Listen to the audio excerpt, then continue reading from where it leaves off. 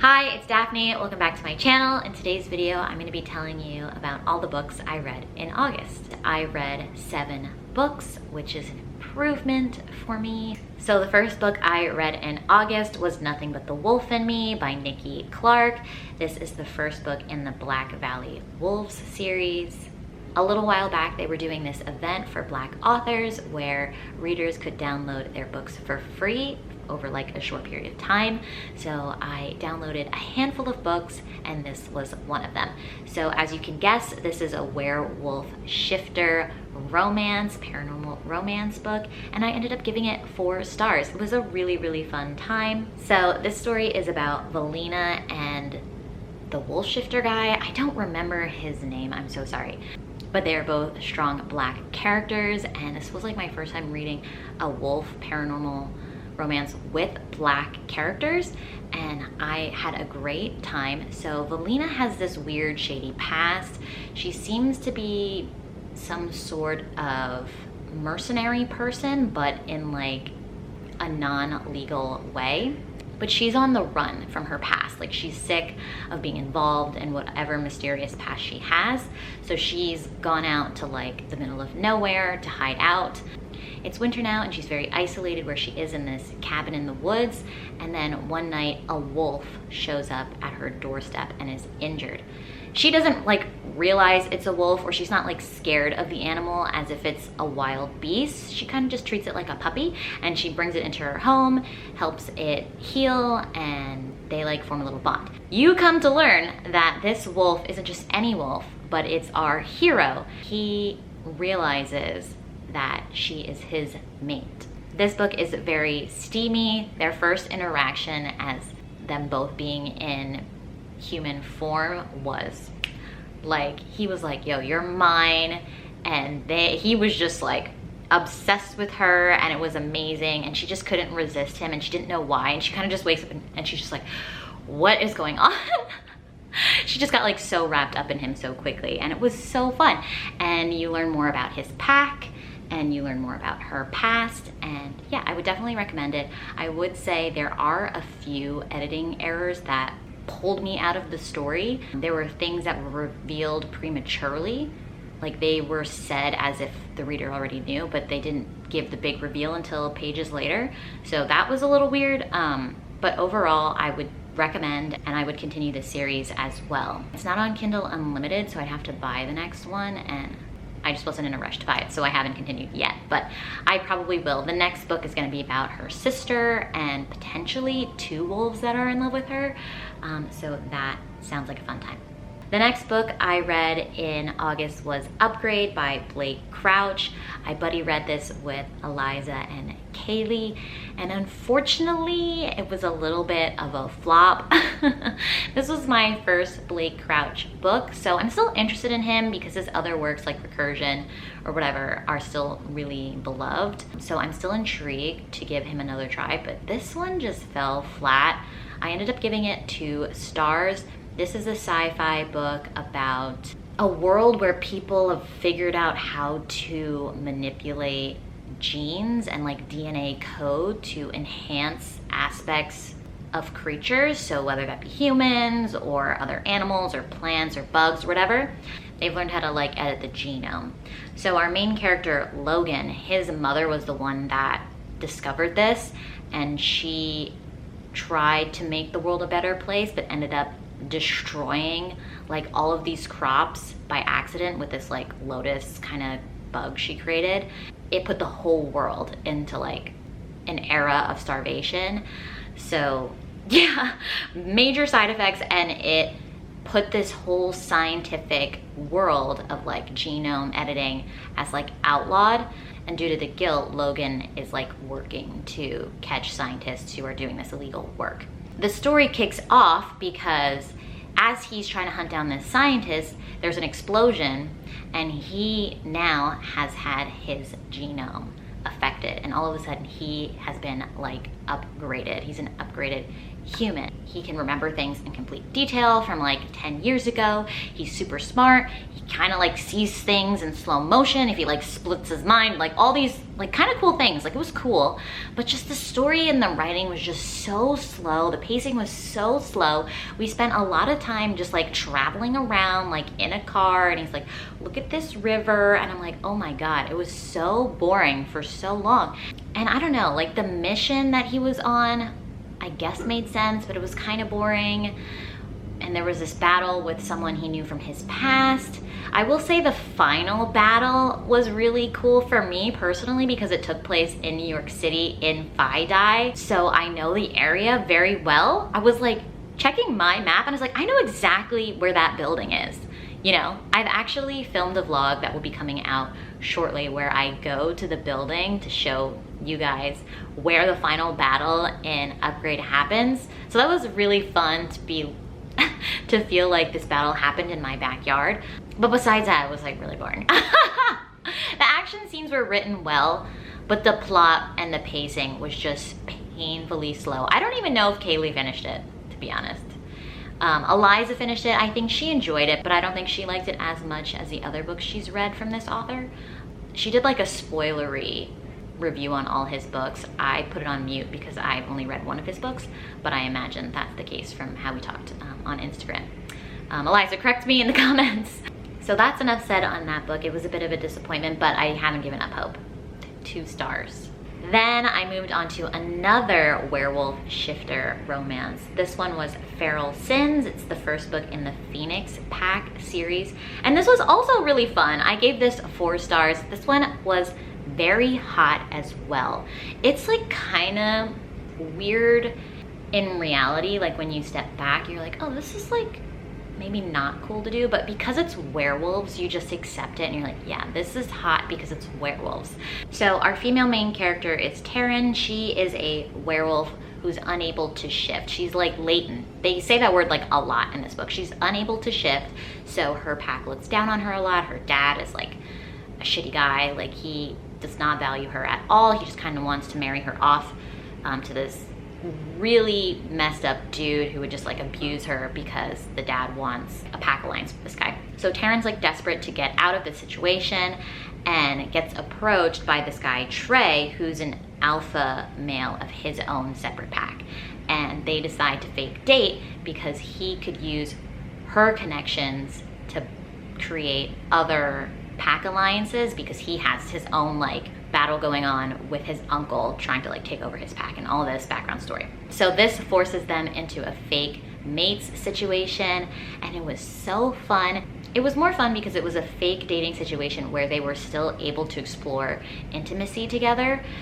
Because they were like mates, even if it was fake, they still had to go through the physical steps of like biting each other, how the werewolves in this world do it, and they still had this passion for each other even if they were only doing it for their own like logical gain and not because of being true mates. It was a really, really fun time. But the thing I was saying that was kind of weird was the marking of each other. So like the alpha guy, Trey, would, you know, they'd be getting it on and he would like bite her and like scratch her and like leave these physical marks on her a lot. So she would like, the next day would be completely bruised up.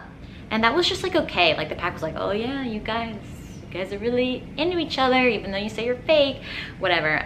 Like his pack knew the real deal, but they still treated her like the alpha and stuff. They really liked her, and it was cool to see those other relationships build for her as well because she didn't have the best community where she was coming from. But yeah, that was weird. Like she'd be like really bruised up. One thing that did confuse me and kind of bother me was that you literally don't see a werewolf in werewolf form until like 50% of the way through the book. And this isn't a short book.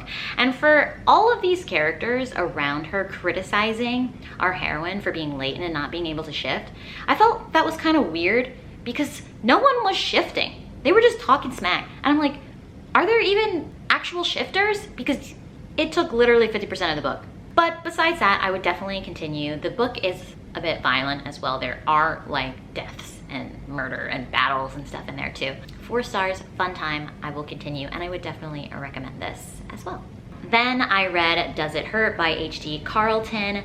This was a part of a book club read.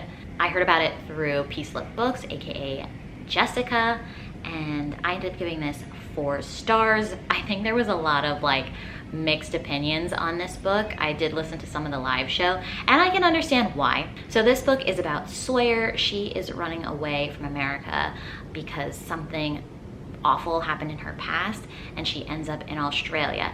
She's very desperate. She's been on the run for like multiple years, and she comes across this sexy, broody man, Enzo. They have like a hot fling. He's the type of guy that's like, oh, I don't kiss women because I don't have emotional connections with them, and that's so intimate. Like, he doesn't say all that, but he's just like, don't kiss me. But he'll like go to town with her intimately, and he's like, this is just one night. So they have a hookup, and then she does something to take advantage of him and runs off, and he feels completely betrayed. I don't even know if betrayed is the right word. Like, he's just pissed about it. But honestly, what she did was bad, but like not to the extreme that he took it when like he escalated his revenge against her. So he can't stop thinking about her anyway because it was like the best night of his life. And then he's extra mad because of what she did. So he goes out to find her. He's like some marine biologist or something. He works with sharks, and he takes her out on his boat to scare her. Because he's so distracted with her, he doesn't realize that a storm's coming, and then they get shipwrecked on this island. This island has this like creepy old man. This old man lives alone on this island where this lighthouse is, and there's a lot of weird, bizarre things happening on this island. And in the meantime, they're like going at it, the main couple. He just wants to like torture her, but like he's obsessed with her and like falling in love with her. And it's so toxic, and you should never read books like this and think this is what real relationships should look like. And this is not something any woman should accept or put up with, because he was like taking things way too far, but it was still really hot and fun. So objectively bad, but like entertainment really good. So I gave it 4 stars. Yeah, it was crazy. Like, it was crazy, but it was also crazy hot. It was a bit long, and the mystery aspects and like the spooky things happening when I listened to the live show, like I have to agree that they were like kind of dumb, but like it was fun, and I was still thrilled, and I was turning pages. So mission accomplished. Would I recommend this? Not necessarily, but if you're curious to read something really toxic and wild, like, why not? It was fun. I had a fun time. You might hate it though. Then I read Black Sun by Rebecca Roanhorse. This is the first book in Between Earth and Sky series, and I'm sad to say that I did not like this book.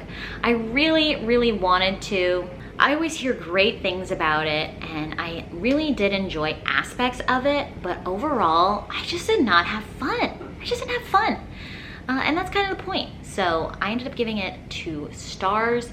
This book follows a handful of characters. The main characters, I would say, are Shiala and Serapio. So Shiala, I don't know if I'm pronouncing that right because it starts with an X. Shiala is a sea captain. She is from like a magical community. There is magic in this world. It is a fantasy. And her people are known to be like lovers of the sea, and you learn more about her, which is intriguing, but they didn't like complete that storyline in the book.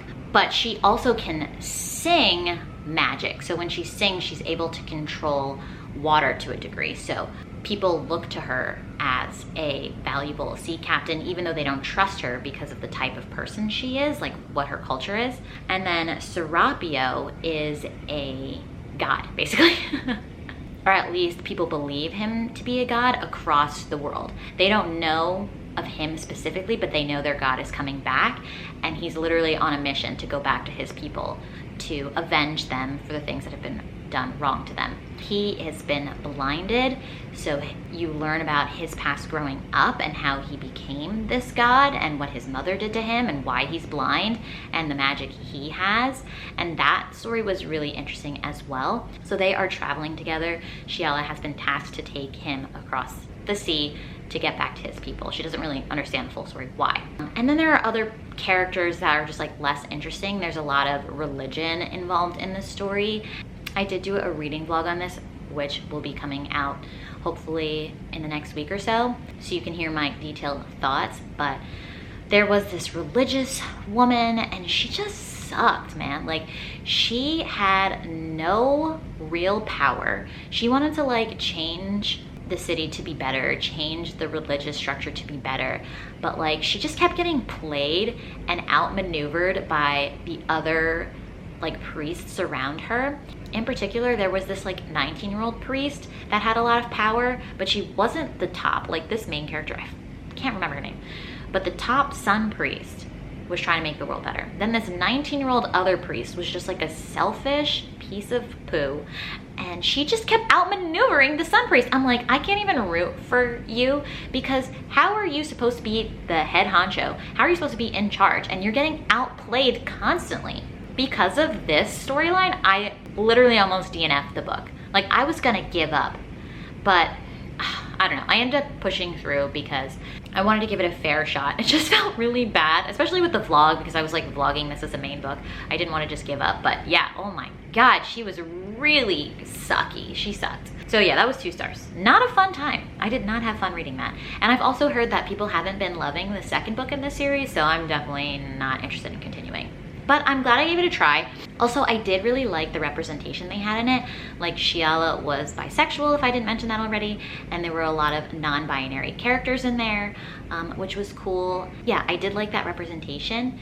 I think it's good for me to personally be exposed to that kind of stuff because I don't have that in my real life, but it is cool to read about that, and it's cool to meet people online that are non-binary and expand my worldview and the people I see around me, whether that be fictional or digitally. And hopefully someday soon in real life. I did like that part, but I didn't have fun reading the book. And then I read Haunting Adeline by H.D. Carlton. So this is the second book I've read from them ever, and then this month, because I had such a fun time reading it, Does It Hurt, and it was so steamy and like crazy, I was like, you know what, let me read Haunting Adeline, because I've heard better things about this book from this author. This is the first book in the cat and mouse duet. This book, first off, was extremely long. It was like over 500 pages, which when I read books on my Kindle, sometimes I don't realize how long these books are. But yeah, what is the main girl's name? Addie. Oh, duh.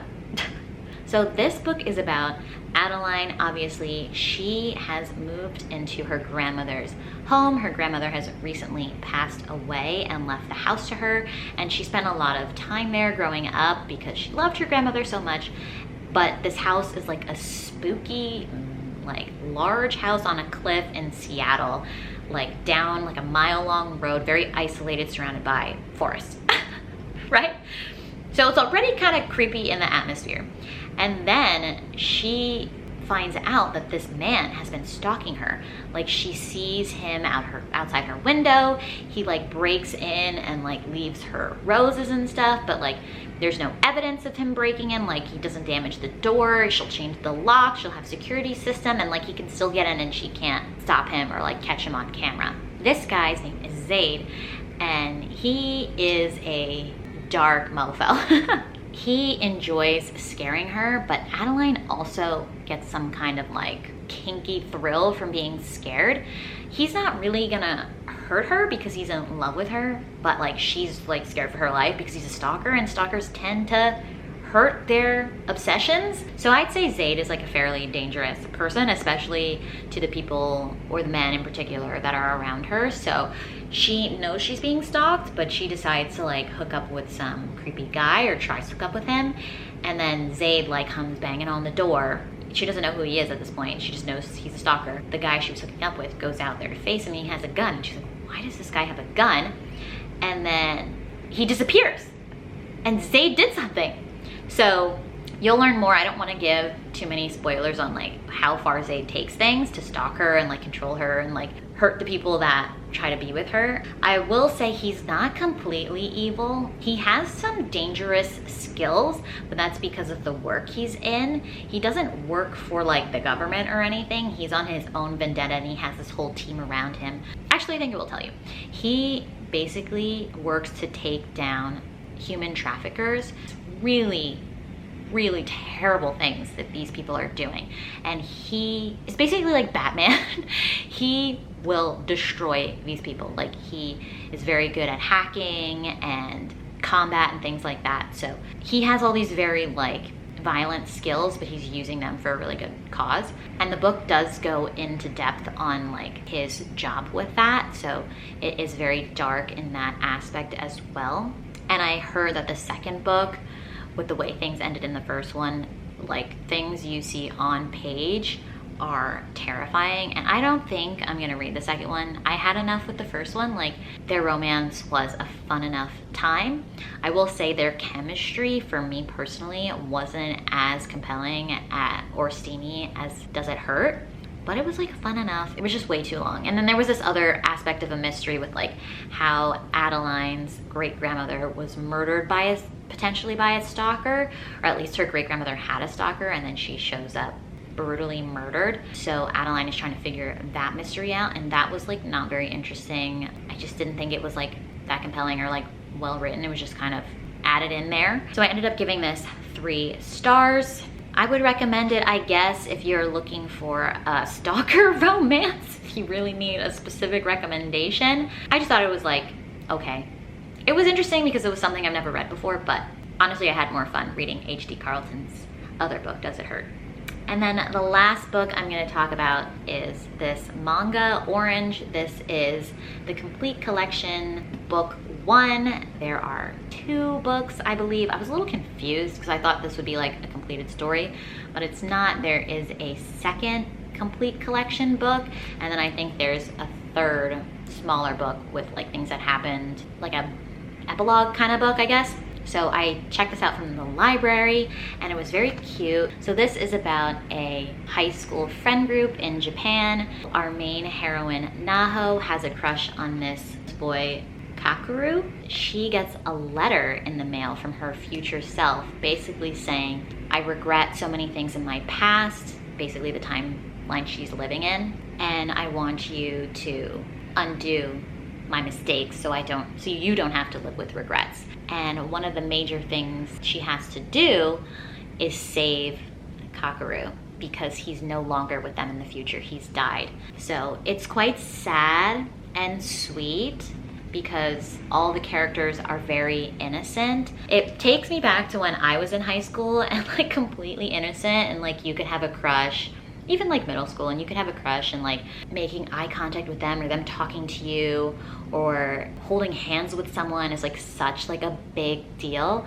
So that was really sweet and nostalgic for me. I will say though, as a 27-year-old adult woman, sometimes reading Naho's thoughts and like how insecure she is or unsure she is on Kakeru's feelings towards her, because to everybody around her it's very obvious that they both like each other, but to her she's like, I don't know, does he like me? Like da da da da. Like, oh, that can be a little frustrating because sometimes she's so painfully innocent it comes off as kind of dumb. But I know what I'm getting myself into with this, and it is charming, and I am excited to continue to see how the story evolves and how the friendship grows. And yeah, it did make me like tear up a little bit. I know Kaylee also really loves this book, and I put this on Instagram and I got a couple DMs of people saying, oh my god, that book is so sweet. So I am very excited to continue. I gave this a solid 3 stars. Those are all the books I read in August. I hope you enjoyed this video. If you did, please give it a thumbs up and subscribe down below if you haven't already, and I'll catch you in another video. Bye!